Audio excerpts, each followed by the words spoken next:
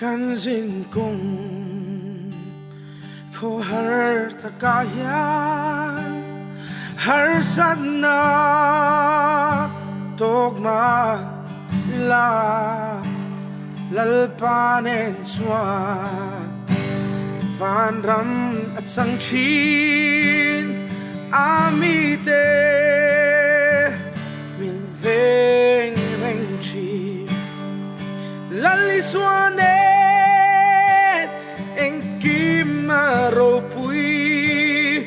lungai tui fon karapo lalu kung sukan sangeyang laliswa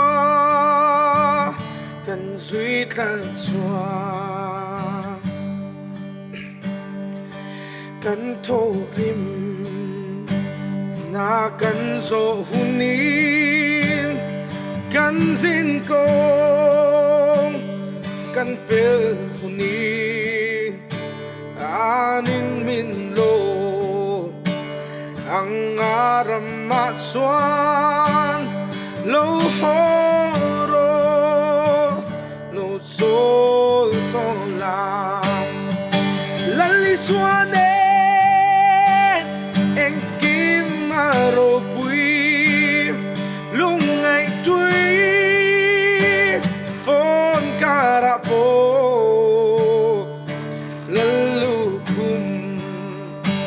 sukan sangeyang laliswa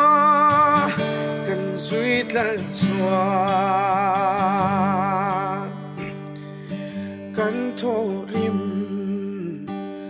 na kan so hunin kan zin kong kan pel hunin anin min lo ang aramat swan lo horo lo sol tola laliswa